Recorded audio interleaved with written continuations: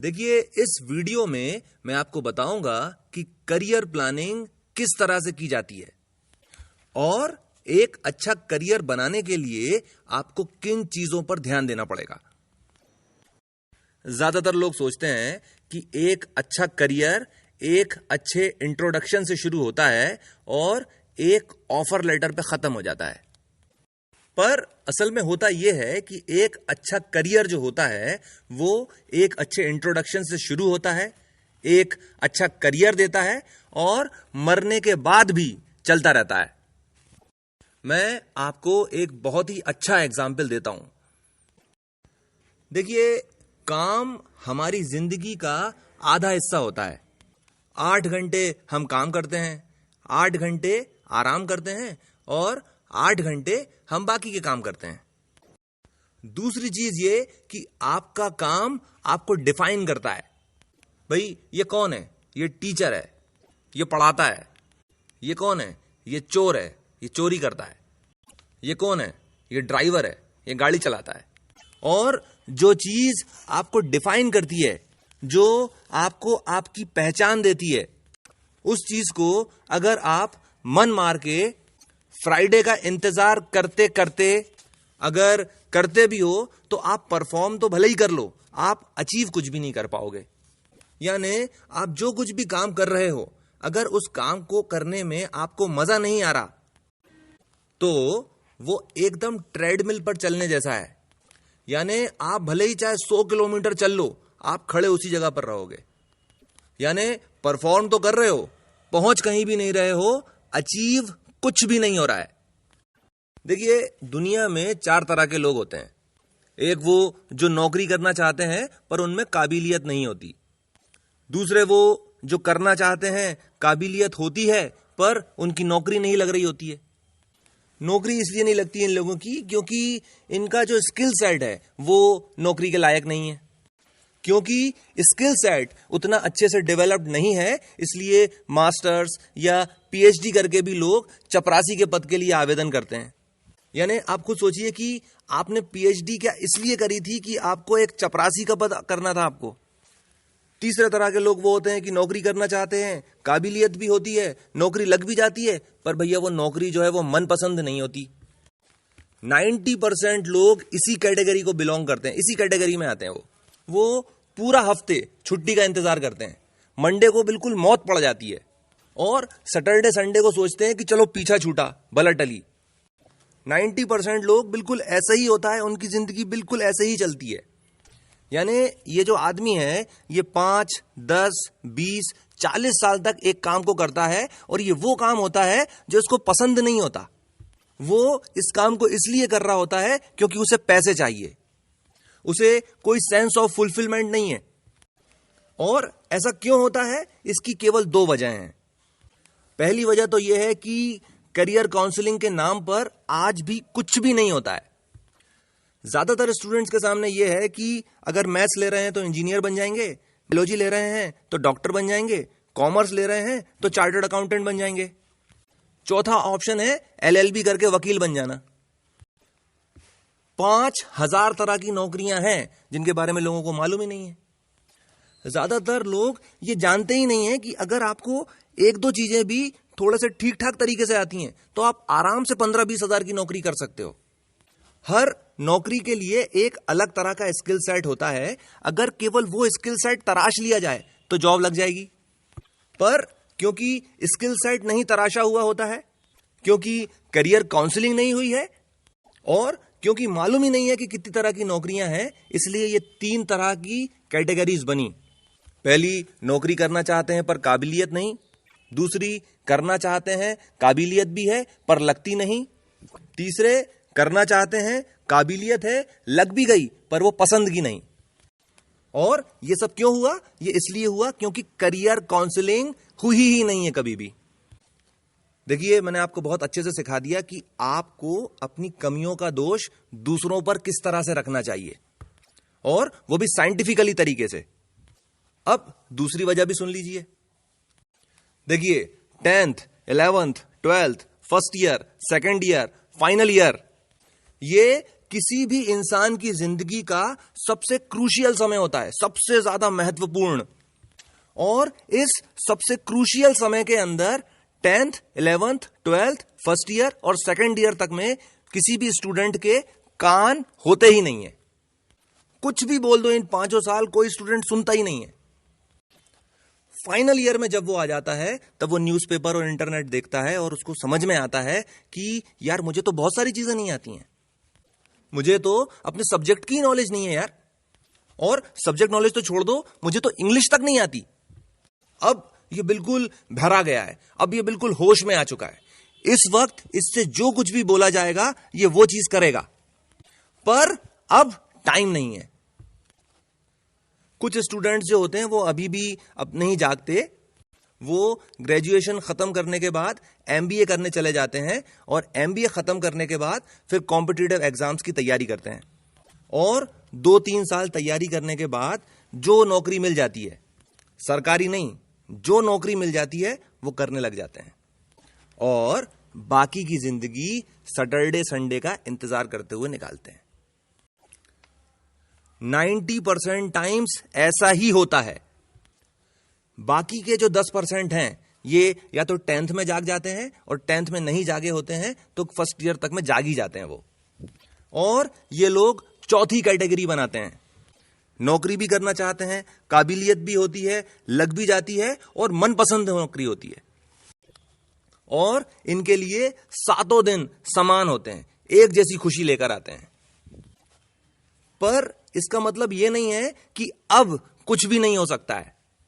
जब जागो तब सवेरा।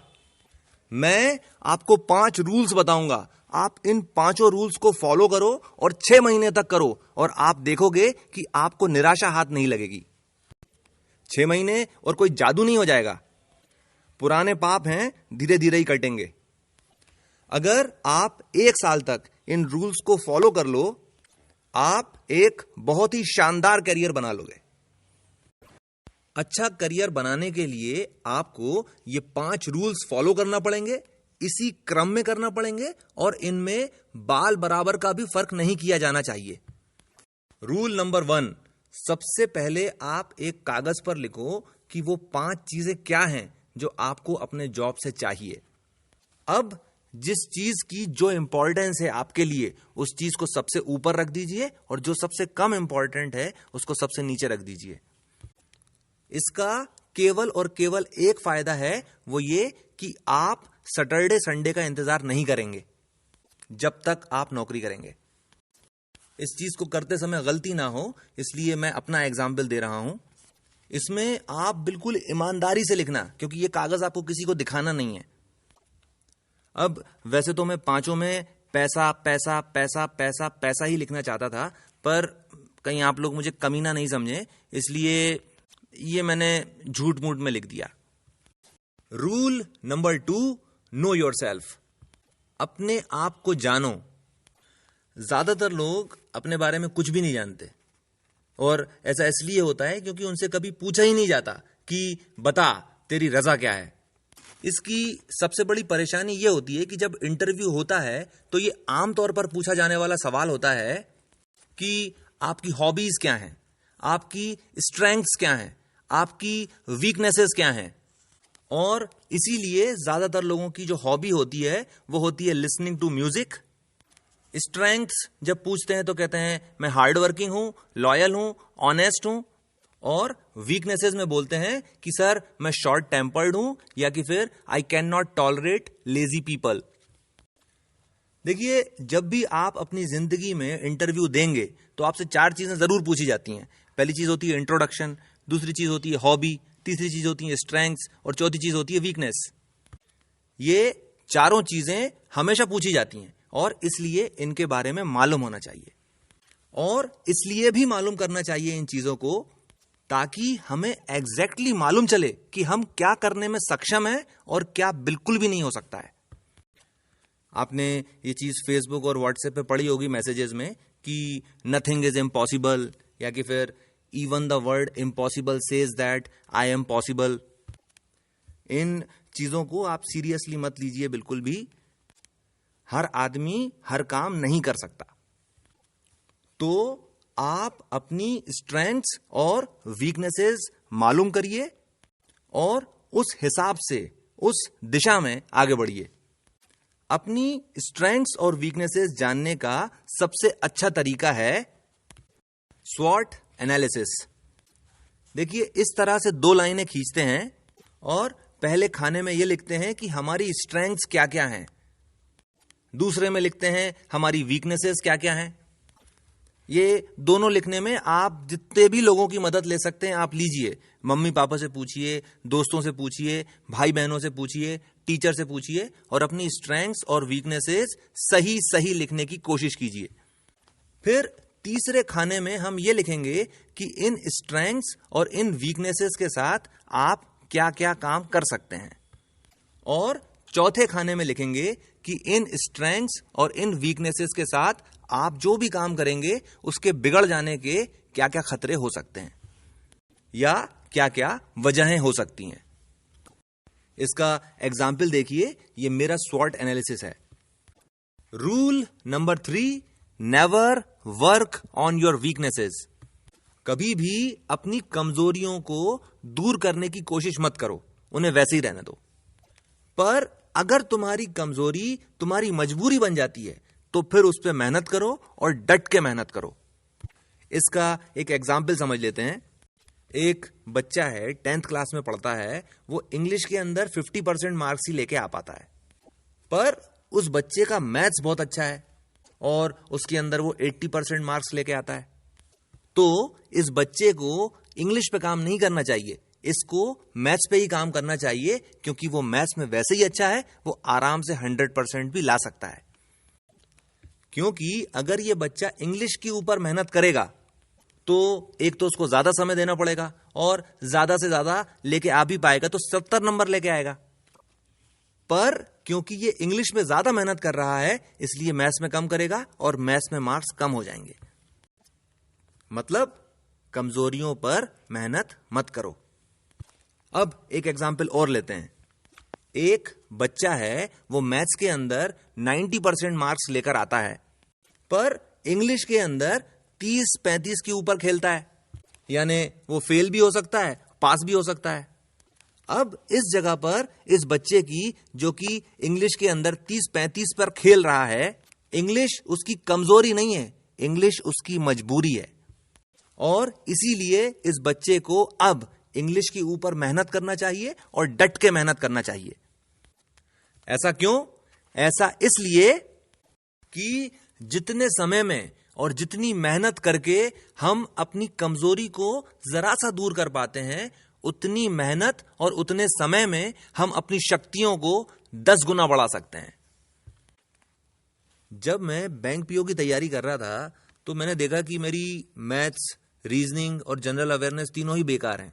इंग्लिश के अंदर मैं बड़ा अच्छे से स्कोर कर लिया करता था, तो मैंने उन तीनों सब्जेक्ट्स को पढ़ना ही बंद कर दिया और केवल इंग्लिश पढ़ना शुरू की। और आज की तारीख में जो कुछ भी थोड़ा बहुत मैं अचीव कर पाया हूं वो सब इंग्लिश की वजह से है। ऐसा क्यों? क्योंकि मैंने केवल और केवल अपनी शक्तियों पर ही काम किया और अपनी कमजोरियों को बिल्कुल वैसा का वैसा ही रहने दिया मैंने। रूल नंबर 4, चरण वंदना। भाई, जो भी आपके कॉलेज के जो सीनियर्स हैं उन्हें रोज जाके good morning sir, good morning madam बोलो, और अपने प्रोफेसर से भी बहुत इज्जत के साथ बात करो। अपने सीनियर्स और अपने टीचर्स दोनों से पूछो कि सर मेरे लायक कोई काम हो तो जरूर बताइए, और अगर वो कुछ काम दें और उस काम को करने में थोड़ी सी परेशानी भी होती हो तो उस परेशानी को उठाओ। ऐसा क्यों? देखिए, कुल मिला के जितनी भी नौकरियां होती हैं उनमें से केवल 25% नौकरियां ही न्यूज़पेपर या इंटरनेट पर छापी जाती हैं। बाकी की 75% नौकरियां जो होती हैं उनका एडवर्टाइजमेंट कभी भी नहीं आता। उन सभी वैकेंसीज को इंटरनल रेफरेंस से भर लिया जाता है। अब इंटरनल रेफरेंस क्या होता है? भाई, मैनेजर होता है और वो आके अनाउंस करता है कि देखो यार, अपनी कंपनी में वैकेंसी है और अगर तुम्हारी पसंद का या कोई पहचान का कोई बंदा हो जो यहां पर अच्छे से काम कर सके तुम्हारी तरह, तो बताओ यार, उसको बुलाओ, यहां पर लेके आओ। यानी टोटल जॉब मार्केट का 75% हिस्सा तो तुम्हें मालूम ही नहीं चलेगा कि ये है कि नहीं है। और दूसरा सबसे बड़ा सवाल यह भी उठ के खड़ा होता है कि भाई तुम इंटरनल रेफरेंस लाओगे कहां से? ये रेफरेंस आती है चरण वंदना से।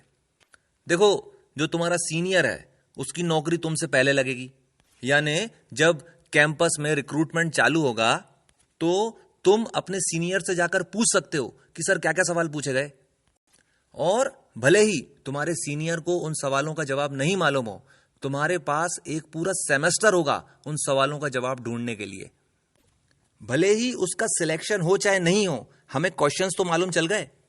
भाई तुम्हारे 100 सीनियर्स थे, तुम सभी से बात करते थे, सभी की चरण वंदना करते थे, तुम्हारे पास भले ही 100 सवाल आ गए पर उनका जवाब ढूंढने के लिए तुम्हारे पास एक सेमेस्टर पूरा है।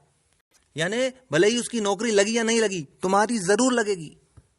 दूसरा फायदा, जिस सीनियर की भी नौकरी लग गई है क्योंकि तुमने पूरी ग्रेजुएशन में उससे good morning sir, good morning madam कही थी, जब भी कंपनी के अंदर जॉब रिक्वायरमेंट होगा वो इंटरनल रेफरेंस तुम्हें मिलेगी। ऐसा क्यों होगा? ऐसा इसलिए होगा क्योंकि तुमने अपने उस सीनियर की तब इज्जत करी थी जब उसके मां बाप उसको नाकारा समझते थे। Rule number 5, invest in yourself. अपने ऊपर खर्चा करो। अब अपने ऊपर खर्च करने का मतलब यह नहीं होता कि अच्छे कपड़े पहन लिए या अच्छा मोबाइल ले लिया और अच्छी बाइक ले ली। इन्वेस्ट करने का मतलब होता है समय और पैसा इस तरह से खर्च करना कि जिससे आपकी नॉलेज, स्किल्स और एम्प्लॉयबिलिटी बढ़े। मोटिवेशनल किताबें पढ़िए, सेल्फ हेल्प की किताबें देखिए, अपने पूरे सब्जेक्ट को विकिपीडिया पर देख लीजिए, अपनी इंग्लिश इंप्रूव कीजिए, बॉडी बनाइए, जिम जाइए, कम्युनिटी सर्विस करिए। इसका फायदा यह होता है कि आपका जो रेज्यूमे जो होता है वो बहुत ही वजनदार हो जाता है। साथ ही साथ ये भी कि जो कुछ भी आप कर रहे हैं उस सब चीज को आप फेसबुक पे जरूर अपलोड करिए। जितने भी एचआर के लोग होते हैं किसी भी बंदे को रिक्रूट करने से पहले उसकी फेसबुक की प्रोफाइल जरूर देखते हैं। उससे एकदम सही सही अंदाजा लग जाता है कि ये जो बंदा है ये है किस टाइप का। अपनी फेसबुक प्रोफाइल जो है बहुत ही समझदारी के साथ बनाइए, यानी आपकी फेसबुक प्रोफाइल देखकर ये लगना चाहिए कि ये बंदा बड़ा ही एजुकेटेड टाइप का है। दूसरी चीज ये भी समझ लीजिए कि जब आप सेल्फ हेल्प और मोटिवेशनल किताबें पढ़ते हैं तो आपके अंदर एक पॉजिटिव ऑरा डेवलप हो जाता है। जब आप विकिपीडिया से पढ़ते हो तो आपको ना केवल ये मालूम चलता है कि किताब में क्या लिखा है, बल्कि आपको ये भी मालूम चलता है कि असल में चल क्या रहा है उस चीज के ऊपर। अगर आप 1 साल से या 2 साल से या 3 साल से या 4 साल से अपनी इंग्लिश इंप्रूव करने के ऊपर काम कर रहे हैं, आप खुद सोचिए कि 4 साल बाद आपकी इंग्लिश का कितना अच्छा लेवल हो जाएगा। आप जब जिम जाकर फिजिकल लेबर करते हो तो आपकी बॉडी खुद चीख चीख के कहती है कि मेरी पर्सनालिटी तो देखो। जब तुम कम्युनिटी सर्विस कर रहे होते हो तो तुम असल में रियल वर्ल्ड देख रहे होते हो, असल दुनिया क्या हो क्या रहा है यहाँ पे। इतना सब करने के बाद जब तुम इंटरव्यू केबिन में जाओगे तो तुम्हें देखकर ऐसा लगेगा कि जैसे चीता चल के आ रहा हो। इतना सब के बाद हुआ यह है कि तुम्हारी फेसबुक की प्रोफाइल ने और तुम्हारी पर्सनालिटी ने तुम्हारा 80% काम तो कर दिया है। 20% काम जो बचा है वो केवल इतना कि तुम्हें अंदर जाके ये बताना है, ये समझाना है कि ये वाला जो बंदा है ये मैं ही हूं। तो आप इन सभी रूल्स को फॉलो कीजिए और जितनी भी बातें आपको बताई गई हैं उन सबको वैसे का वैसा फॉलो करने की कोशिश कीजिए, और मैं उम्मीद करता हूं कि आप एक बहुत ही अच्छा करियर बना पाएंगे।